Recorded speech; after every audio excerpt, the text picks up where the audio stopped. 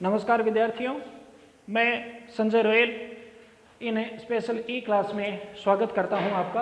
आज की क्लास जो है वो हम पढ़ेंगे कक्षा 12 जीव विज्ञान के संदर्भ में। इसमें हमें जो पहली यूनिट हम पढ़ रहे हैं पादपों में जनन, उसके अंदर चौथा जो अंतिम चैप्टर है उसको हम पढ़ेंगे जो है जनन की विशिष्ट विधियां। अब अभी तक हमने जनन से संबंधित जो 3 चैप्टर पढ़े हैं उसमें हमने आवर्तबीजी पादपों में लैंगिक जनन की जो क्रिया है वो कैसे होती है उसके बारे में पढ़ा था। लैंगिक जनन के अंदर हमने पढ़ा था कि पादपों में पुष्प बनते हैं, पुष्प में युग्मकों का निर्माण होता है, फिर युग्मकों का संलयन होता है और उसके बाद उसमें बीज विकसित होते हैं। बीज में जो भ्रूण विकसित होता है वो एक नए पादप का विकास करता है। यह एक सामान्य प्रकार का लैंगिक जनन है। इस लैंगिक जनन से अलग प्रकार की यदि विधियां हों तो उसको हम विशिष्ट विधियों में शामिल करेंगे। इसमें हम 4 विधियां मुख्य रूप से पढ़ेंगे: असंग जनन, अनिषेक बीजता, सूक्ष्म प्रवर्धन और कायिक प्रवर्धन। हालांकि कायिक प्रवर्धन को हम इसमें डिटेल से नहीं पढ़ेंगे क्योंकि ये पहले चैप्टर में भी अपने आ चुका है। कायिक प्रवर्धन ऐसी विधि होती है जिसमें पादप का कोई एक कायिक भाग, जड़, तना, पत्ती पादप से अलग होकर एक पूरा नया पादप बना देता है। ये प्राकृतिक रूप से भी हो सकता है, कृत्रिम रूप से भी हो सकता है। उसकी अलग अलग विधियां, कलम विधि या फिर कर्तन विधि, दाब विधि, वो सारी हमने पढ़ ली हैं, इसलिए इसको हम इस पाठ में नहीं पढ़ेंगे। तो 3 विधियां हम इसमें पढ़ेंगे: असंग जनन, अनिषेक बीजता और सूक्ष्म प्रवर्धन। पहली विधि पढ़ते हैं असंग जनन। ये महत्वपूर्ण विधि है। असंग जनन या एपोप्सिस इसको कहा जाता है। असंग जनन विधि जो है वो क्या है, परिभाषा यदि हम इसकी दें तो वो हम दे सकते हैं कि जनन की ऐसी विधि जो लैंगिक जनन का प्रतिस्थापन कर दे और बिना अर्धसूत्री विभाजन और निषेचन क्रिया के यदि एक नए पादप का विकास हो जाए तो ऐसी विधि जो है वो क्या कहलाती है, असंग जनन विधि कहलाती है। यानी लैंगिक जनन जैसी संरचनाएं, यानी बीज वगैरह जो है वो इनके अंदर बनते हैं, लेकिन बीज वगैरह बनने में अर्धसूत्री विभाजन या निषेचन की जो क्रियाएं, जो लैंगिक जनन की आवश्यक शर्तें हैं वो पूरी नहीं होती, उसको हम असंग जनन कहेंगे। यानी असंगत लैंगिक जनन से असंगत अलग प्रकार का जो जनन है वो असंग जनन कहलाता है। तो सीधा सा है, लैंगिक जनन का प्रतिस्थापन करने वाली ऐसी विधि जिसमें बिना अर्धसूत्री विभाजन और निषेचन क्रिया के बीज और भ्रूण और उससे नए पादप का विकास हो, उसे हम असंग जनन कहते हैं। अब असंग जनन जो है वो 2 प्रकार का होता है। मुख्य रूप से असंग जनन क्रिया को 2 भागों में हम विभाजित कर सकते हैं, एक बीजाणुद्भिद असंग जनन और एक युग्मकोद्भिद असंग जनन। अब ये बीजाणुद्भिद या युग्मकोद्भिद प्रकार का असंग जनन जो है वो क्या होगा, उसको समझने के लिए आप ध्यान में रखें कि इस प्रकार की विधि में बीज बनते हैं, बिना लैंगिक जनन वाली क्रियाओं के बीज बनते हैं और बीज का निर्माण जो है वो किससे होता है, बीजांड से। तो बीज इसमें भी बीजांड से ही बनेगा, लेकिन उसमें जो भ्रूण बनेगा वो अलग प्रकार से बनेगा। भ्रूण के निर्माण में यह अर्धसूत्री विभाजन और निषेचन क्रिया या इनमें से कोई एक क्रिया जो है वो क्या रहेगी, अनुपस्थित रहेगी। तो इसके लिए बीजांड की जो कोश संरचनाएं वगैरह हमने पढ़ी है उसको ध्यान में रखें। बीजांड, ये बीजांड की संरचना है। इस बीजांड में ये बाहर वाले जो आवरण है वो अध्यावरण है, बीच का जो भाग है वो बीजांड काय है। इसके बीच में बाद में जाकर एक मादा युग्मकोद्भिद संरचना जो है वो विकसित होती है। ये कैसे विकसित होगी, एक प्रपशुतक कोशिका जो है वो गुरु बीजाणु मात्र कोशिका बनाती है और उस गुरु बीजाणु मात्र कोशिका में होता है अर्धसूत्री विभाजन और उसके कारण से फिर ये गुरु बीजाणु बनता है और वह गुरु बीजाणु बाद में इस मादा युग्मकोद्भिद का निर्माण करता है। तो ये जो संरचना है वो मादा युग्मकोद्भिद को इसमें प्रदर्शित करती है। तो बीजांड में ये जो भाग है वो है युग्मकोद्भिद और इससे बाहर वाला ये जो भाग है वो प्रदर्शित करता है बीजाणुद्भिद को।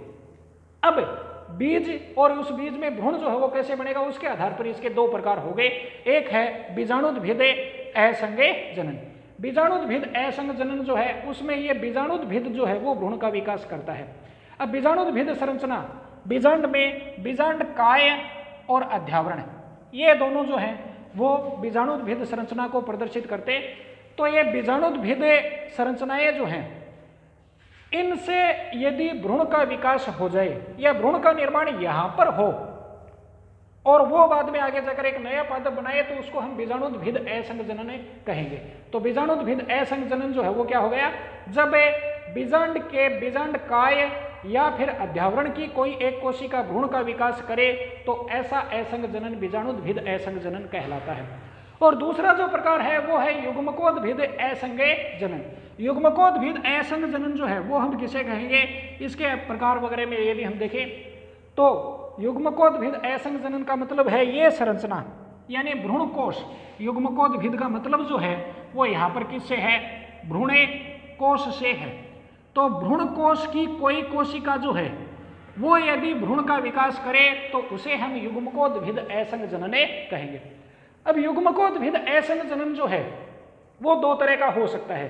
भ्रूण कोश में ये कुल मिलाकर कोशिकाएं कितनी हैं, एक अंड कोशिका है, दो सहायक कोशिकाएं हैं, तीन प्रतिमुखी कोशिकाएं और बीच में एक केंद्रीय कोशिका है। इनमें से कोई कोशिका जो है वो भ्रूण का निर्माण करती है बिना निषेचन के। अब यहाँ पर ये दो तरह का हो सकता है, एक है अनिषेक जनन और एक है अपयुग्मन। यदि इस मादा युग्मकोद्भिद यानी भ्रूण कोश की अंड कोशिका से भ्रूण का विकास हो तो वो अनिषेक जनन कहलाता है। अब अंड कोशिका से तो सामान्यतः ही क्या बनता है, भ्रूण बनता है, लेकिन वो बनता है निषेचन के बाद में। अंड कोशिका जब नर युग्मक से निषेचन करके युग्मनज बनाती है तो वो भ्रूण बनाता है। इसमें क्या होगा, निषेचन नहीं होगा और बिना निषेचन के ही अंड कोशिका जो है वो क्या कर देगी, भ्रूण का विकास कर देगी, तो उसे हम कहेंगे अनिषेक जनने विधि, जो युग्मकोद्भिद असंज्ञेय जनन ही है, क्योंकि अंड कोशिका युग्मकोद्भिद पीढ़ी की कोशिका है। और दूसरा जो इसका प्रकार है वो है अपयुग्मन या अपोगमी। इसमें क्या होगा, इसमें भ्रूण कोश या मादा युग्मकोद्भिद जो है इसकी यह कोशिका सहाय कोशिका, यानी जो अंड कोशिका नहीं है उससे अलग जो कोशिका है वो सहायक कोशिका या प्रतिमुखी कोशिका जो है वो क्या करती है, भ्रूण का निर्माण करती है। तो इस स्थिति में इसे हम कहेंगे अपयुग्मन। तो इस स्थिति में यदि हम देखें तो दोनों स्थितियों में यहाँ पर जो भ्रूण बनेंगे वो भ्रूण कैसे होंगे, अगुणित प्रकार के, चाहे वो बिना निषेचन के सहायक कोशिका से बने हो चाहे अंड कोशिका से। और यहाँ पर जो भ्रूण बनेगा वो कैसा होगा, द्विगुणित प्रकार का भ्रूण बनेगा। तो ये दो प्रकार जो है वो हमने पढ़े। इसके बाद में एक महान भारतीय वनस्पति विज्ञ रहे हैं पी माहेश्वरी, पंचानन माहेश्वरी ने असंज्ञेय जनन को 4 अलग अलग श्रेणियों में विभाजित किया है। तो उनकी वो 4 श्रेणियां जो हैं उनको हमें इसमें थोड़ा सा पढ़ेंगे। जो 4 श्रेणियां हैं, अनावर्ती असंज्ञेय जनन, पुनरावर्ती असंज्ञेय जनन, अपस्थानिक भ्रूणता और कायिक असंज्ञेय जनन।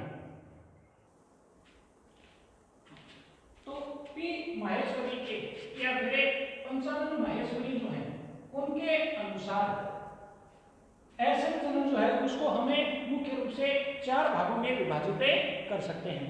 वो जो 4 भाग हैं या 4 प्रकार हैं वो है अनावर्ती असंज्ञेय जनन, पहला जो प्रकार है। अब अनावर्ती असंज्ञेय जनन जो है वो एक ऐसा प्रकार है जिसमें अगुणित प्रकार के भ्रूण कोश का विकास होता है और उसमें फिर अगुणित ही भ्रूण का निर्माण होता है। यानी ये कह सकते हैं कि युग्मकोद्भिद असंज्ञेय जनन जो हमने पढ़ा था सेम वो का वो जो है वो क्या है, अनावर्ती असंज्ञेय जनन कहलाता है। इसमें यही होगा, इसमें या तो अगुणित भ्रूण कोश बनेगा, कैसे बनेगा, सामान्य प्रकार का, जिसमें गुरु बीजाणु मात्र कोशिका जो है वो क्या करती है, अर्धसूत्री विभाजन करती है। अर्धसूत्री विभाजन से बाद में जाकर गुरु बीजाणु बनता है और वो गुरु बीजाणु जो है वो बाद में आगे जाकर निर्माण करता है भ्रूण कोश या फिर मादा युग्मकोद्भिद का। अब उसमें पाए जाने वाली अगुणित कोशिका, अगुणित अंड कोशिका जो है वो बिना निषेचन के यदि निर्माण कर ले भ्रूण का तो उसे हम कहेंगे अगुणित अनिषेक जनन। इसमें भी भ्रूण जो है वो कैसा बनेगा, अगुणित प्रकार का ही बनेगा। ये भ्रूण बन सकता है या तो किससे, बिना निषेचन के अंड कोशिका से, जिसे हम अगुणित अनिषेक जनन कहेंगे। अगुणित शब्द यहाँ पर भ्रूण की अगुणिता को दर्शाता है। अनिषेक जनन यानी बिना निषेचन के अंड कोशिका से किसका विकास होना, भ्रूण का विकास होना। और यदि भ्रूण का विकास अंड कोशिका के अलावा कोई अन्य अगुणित कोशिका यानी प्रतिमुखी कोशिका या सहायक कोशिका से हो जाए तो उसको हम कहेंगे अगुणित अपयुग्मन। तो अनावर्ती असंज्ञेय जनन जिसमें अगुणित भ्रूण कोश बनता है और उसकी कोई एक अगुणित कोशिका बिना निषेचन क्रिया के एक अगुणित भ्रूण में विकसित होकर नया पादप बना लेती है। दूसरा जो इसका प्रकार है वो है पुनरावर्ती असंज्ञेय जनन। ये अपबीजाणुता भी कहलाता है, क्योंकि इसमें भ्रूणकोश जो है वो क्या बनता है, अलग प्रकार का। इसे हम एक प्रकार से बीजाणुद्भिद असंग जनन में भी शामिल कर सकते हैं या फिर युग्मकोद्भिद असंग जनन में भी, क्योंकि इसमें भ्रूणकोश बनता है। लेकिन ये भ्रूणकोश जो है वो ध्यान में रखें, ये देखें, ये भ्रूणकोश कैसा है, द्विगुणित। सामान्यतः भ्रूणकोश कभी भी द्विगुणित नहीं होता, अगुणित होता है सामान्य लैंगिक जनन में, लेकिन यहाँ पर एक द्विगुणित भ्रूणकोश बन सकता है। कैसे? उसमें यह हो सकता है कि यहाँ पर पाई जाने वाली कोई एक कोशिका जो प्रप्रसूतक मात्र कोशिका होती है वो गुरु बीजाणु मात्र कोशिका का काम करेगी, और फिर वो गुरु बीजाणु मात्र कोशिका जो है उसमें अर्धसूत्री विभाजन होगा। लेकिन गुरु बीजाणु मात्र कोशिका तो बन जाए, लेकिन अर्धसूत्री विभाजन नहीं हो, तो जो कोशिका है वो जो गुरु बीजाणु बनाएगी वो कैसे रह जाएंगे, द्विगुणित प्रकार के। और उस द्विगुणित गुरु बीजाणु से फिर जो भ्रूणकोश विकसित होगा तो वो भ्रूणकोश खुद ही कैसा होगा, द्विगुणित होगा। उसमें जो अंड कोशिका है वो भी द्विगुणित होगी, सहायक कोशिकाएं भी, प्रतिमुखी कोशिकाएं, ये सारी द्विगुणित होंगी। अब इस स्थिति में इसकी कोई भी द्विगुणित कोशिका है वो बिना निषेचन के, द्विगुणित पहले से ही है तो बिना निषेचन के वो क्या बना दे, भ्रूण बना ले, तो वो पुनरावर्ती असंग जनने कहलाता है। अब ये द्विगुणित भ्रूणकोश जो है वो किस प्रकार से विकसित होता है, तो उसके आधार पर यदि हम देखें तो उसके दो प्रकार हो सकते हैं। या तो प्रप्रसूतक कोशिका जो होती है जिसमें सामान्यतः अर्धसूत्री विभाजन होना चाहिए, उसमें अर्धसूत्री विभाजन नहीं होता, तो एक द्विगुणित भ्रूणकोश विकसित हो सकता है। या फिर प्रप्रसूतक कोशिका तो एक से तो सामान्य प्रकार का भ्रूणकोश ही बने, लेकिन बाहर बीजांड का या अध्यावरण की कोई कोशिका जो है वो क्या कर दे, यानी कोई एक कायिक कोशिका जो है वो भ्रूणकोश का निर्माण कर दे, तो वो कायिक अपबीजाणुता कहलाती है। तो अपबीजाणुता जिसमें गुरु बीजाणु का कार्य जो है वो असामान्य प्रकार का हो जाता है। सामान्य कोशिका जो जनन कोशिका होती है जो गुरु बीजाणु बनाती है, वही कोशिका भ्रूणकोश बनाए लेकिन बिना अर्धसूत्री विभाजन के, तो वो जनन अपबीजाणुता है। और सामान्य से अलग कोई कायिक कोशिका, बीजांड कायिक या अध्यावरण की कोशिका से द्विगुणित भ्रूणकोश बने, तो वो पुनरावर्ती असंग जनने कहलाएगा। इसके बाद तीसरा जो इसका प्रकार है वो है अपस्थानिक भ्रूणता। अपस्थानिक भ्रूणता एक विशेष प्रकार है, इसमें भ्रूणकोश बनेगा ही नहीं, ना तो अगुणित ना द्विगुणित, भ्रूणकोश बनता ही नहीं है। भ्रूणकोश से बाहर की कोई कोशिका, बिना भ्रूणकोश वाली कोई कोशिका, बीजांड काय की कोई एक कोशिका हो सकती है, अध्यावरण की कोई एक कोशिका हो सकती है, वो सीधे ही कार्य करने लगे किसका, भ्रूण का, तो उस स्थिति में उसे हम क्या कहेंगे, अपस्थानिक भ्रूणता। तो अध्यावरण या बीजांड काय की कोई एक कायिक कोशिका जो है जो अपस्थानिक स्थान भ्रूण बनने का क्या होता है, भ्रूणकोश इससे बाहर बन जाए बिना किसी स्थान के, तो वो अपस्थानिक भ्रूणता हो गई। और अंतिम जो है वो कायिक असंग जनन है। कायिक असंग जनन एक अलग ही प्रकार है, इसमें पौधे पर बीजांड तो क्या, पुष्प ही नहीं बनते हैं, पुष्प के स्थान पर पत्र परकलिकाएं बन जाती हैं या कोई कायिक प्रवर्ध बन जाता है, और वो फिर जमीन पर गिरकर एक नया पादप विकसित कर देता है, तो वो कहलाता है कायिक असंग जनन। तो पी माहेश्वरी के अनुसार असंग जनन जो है इसको हम क्या कर सकते हैं, 4 भागों में विभाजित कर सकते हैं। अब इसके बाद में एक और जो चीज आती है वो है असंग जनन का महत्व है। अब असंग जनन जो है वो कई प्रकार से महत्वपूर्ण होता है, या असंग जनन की जो क्रिया है वो कुछ विशिष्ट महत्व प्रदर्शित करती है। असंग जनन में हम यदि देखें तो अर्धसूत्री विभाजन जो है वो नहीं होता, और अर्धसूत्री विभाजन नहीं होने के कारण से इसमें जो भ्रूण बनेगा और उससे जो पादप बनेगा उसमें विभिन्नताएं उत्पन्न नहीं होंगी, और विभिन्नताएं उत्पन्न नहीं होंगी तो उस कारण से जो पादप उत्पन्न होगा वो पूर्णतः मात्र पादप के समान होगा।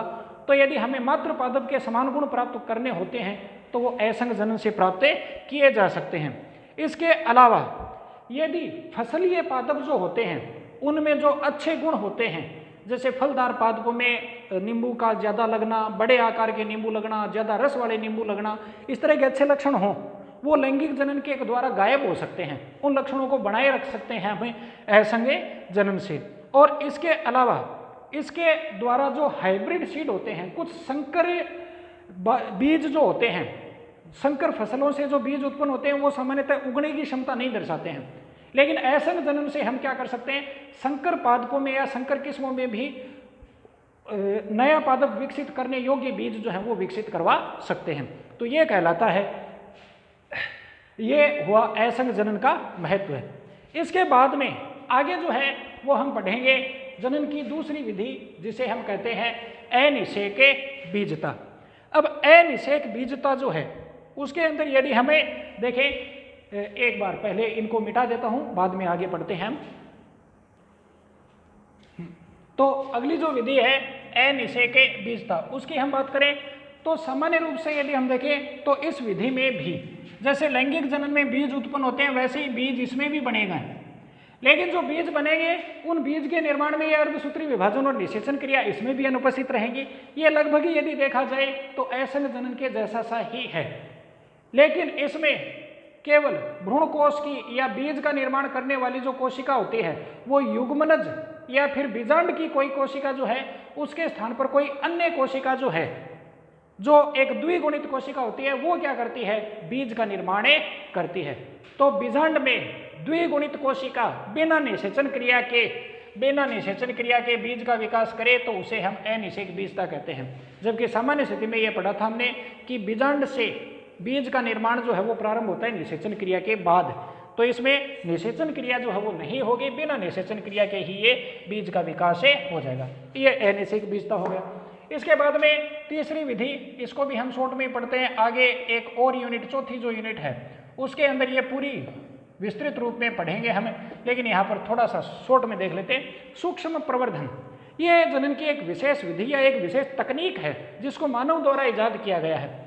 इसमें जो पादप, ऐसा पादप है जो मात्र पादप का काम करे, उससे हमें एक नया पादप विकसित करना है, तो ऐसी स्थिति में उस मात्र पादप का कोई एक उत्तक या कोशिका ले लेते हैं।